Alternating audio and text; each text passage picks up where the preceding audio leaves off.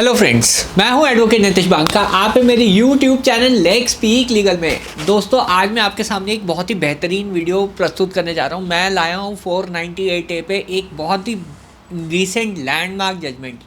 और मैं आपको ये बता दूं, ये लैंडमार्क जजमेंट हमने लिया है। मतलब मैंने और मेरी टीम ने मिल के बॉम्बे हाई कोर्ट से ये जजमेंट ली है। बहुत मेहनत लगी है इस लैंडमार्क जजमेंट को हासिल करने में। और ये जो है जजमेंट एससीसी जो एक रिनाउंड जो है जर्नल है उसमें भी रिपोर्ट की गई है। यानी इतनी इम्पॉर्टेंट जजमेंट है कि एससीसी इसे रिपोर्ट कर रहा है, ताकि ये आगे जो है लोग जिनका प्रॉब्लम चल रही है 498A की, उसमें जो है ये यूज़ हो सके।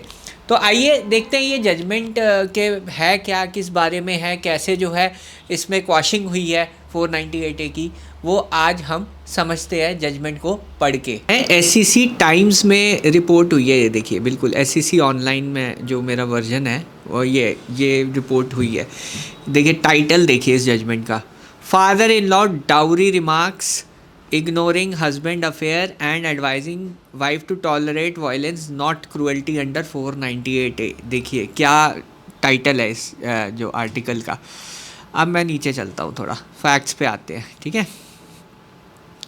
देखिए यहाँ पे एक इम्पॉर्टेंट पैराग्राफ है कि क्या सेक्शंस थे। 85 वही 85 86 BNS, 351 115 35 352 ऑफ BNS। इसमें कोर्ट ने ये कहा था कि जो allegation made against father in law and brother in law such as dowry remarks, ignoring the husband extra marital affair and advising the wife to tolerate abuse is not cruelty, इस ground पे जो है court ने held किया था। Background बताता हूँ मैं। जो मैरिज थी जून 2014 की थी, resided with the husband and his family. But यहाँ पे जो है हमारा आर्गुमेंट ये थी कि जो हस्बैंड के साथ ही रिजाइड करती थी वाइफ, इन लॉज के साथ तो कोई लेना देना नहीं था वाइफ का। She further alleges that father in law polluted her husband mind against her, leading to abuse and assault, and that her brother in law taunted her to tolerate the beating of her husband. So basically ये था कि ये pollute करते थे mind को और taunt करते थे, ये एलिगेशंस हैं। और इसमें एक और चीज़ थी, she questioned her husband about extramarital affair. She was abused and assaulted, and her grievances were met with allegations of insufficient dowry.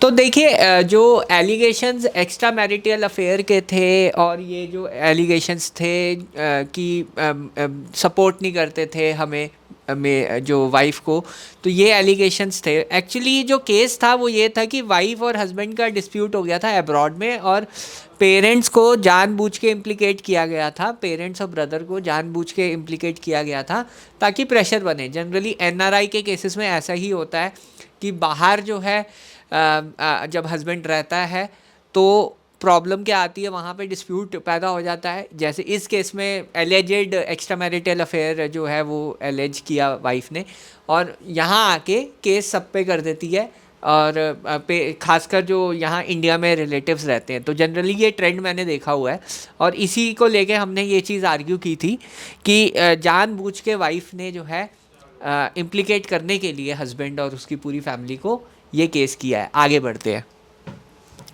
आगे बढ़ते हैं इसमें। देखिए इसमें जो है द पिटिशनर कंटेंडेड दैट ये जो हमारा था कि प्योरली पर्सनल, जो मैंने अभी आपको बताया, between the complainant and her husband, and they were unnecessarily इम्प्लिकेटेड with the ulterior motive.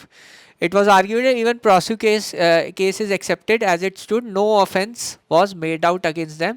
The state and the complainant opposed the petition that the FIR and witness disclosed cruelty, misappropriation, so and so. Analysis. अब आ जाइए analysis पे, नीचे आ जाइए।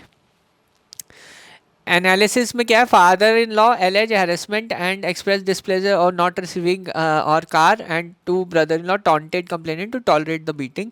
The court object these allegations are considered opposite section 498A. They do not constitute offence. फिर इसमें जो major judgement है कैकसन कॉसर की जजमेंट, वो कोर्ट ने ली, और ये पूरा का पूरा केस जो है स्पेसिफिक इन्वॉल्वमेंट नहीं थी, इसलिए जो है ये कहा कि अनफाउंडेड क्रिमिनल चार्जेस हैं, लॉन्ग ड्रॉन प्रोसिक्यूशन है, सीरियस कॉन्सिक्वेंसेज होंगे including mental trauma, humiliation, financial stigma of reputation. It was a reckless imputation can result in serious repercussion on career progression and future pursuit. Therefore, it is necessary to invoke jurisdiction under 528 and Article 226 of the Constitution to protect the character and reputation of unnecessarily implicated. तो देखिए court ने बिल्कुल नहीं माना कि ये जो allegations जो ये कह रही है एक्स्ट्रा मैरिटल अफेयर पे वायलेंस सहन करो, ये सब चीज़ों पे जो है कोर्ट ने यही कहा कि जो है ये जो है अल्टीरियर मोटिव से जो है एफआईआर लॉन्च की गई है, abuse of process of law है, देयरफॉर क्वैशिंग इसकी कर दी. तो ये इसका जजमेंट का टाइटल है Amrik Singh Saini versus state of Maharashtra. और ये देखिए अपीयरेंस में मेरा भी नाम है. तो क्योंकि मैं वहाँ गया था, आर्ग्यू हमने किया था ये मैटर, और हमारी टीम थी, पूरा टीम का सपोर्ट रहता है जब भी हम बॉम्बे हाई कोर्ट जाते हैं. और ये एक बहुत अच्छी लैंडमार्क जजमेंट हमें आज मिली है. तो बता रहा हूँ कि कैसे जो है आप ये केसेस लड़ें, कैसे आप ये केसेस 498A के क्वेश्चन के लिए जाते हैं. तो ऑब्वियसली एलिगेशंस का मेन रोल रहता है कि किस नेचर के एलिगेशंस आपके ऊपर लग रहे हैं. अगर ये वेग जनरल नेचर के हैं जिससे कोई ऑफेंस नहीं पता चलता कि क्या ऑफेंस हुआ है, तो ये एफआईआर पूरी की पूरी क्वैश हो सकती है. और ये चीज़ मैंने आपको दिखाई भी. तो अगर आपकी एफआईआर में ऐसे एलिगेशन है, टॉन्टिंग के एलिगेशंस हैं और बहुत छोटे छोटे एलिगेशंस हैं जिसमें ना डेट टाइम प्लेस को इसमें कोई डेट टाइम प्लेस कुछ भी मेंशन नहीं था.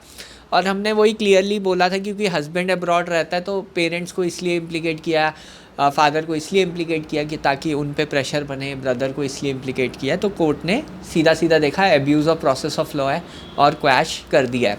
ये आर्टिकल ये जो जजमेंट है ये मेरे ब्लॉग में भी अवेलेबल है. अगर आपको ये जजमेंट चाहिए तो डिस्क्रिप्शन बॉक्स में जो है मेरे ब्लॉग का लिंक है, वहाँ पे ये आपको जजमेंट मिल जाएगी. और साथ साथ और भी मेरी केस स्टडीज़ हैं उस आर्टिकल में, तो वो आर्टिकल ज़रूर देखेगा. बहरहाल वीडियो देखने के लिए बहुत बहुत धन्यवाद. Thank you very much.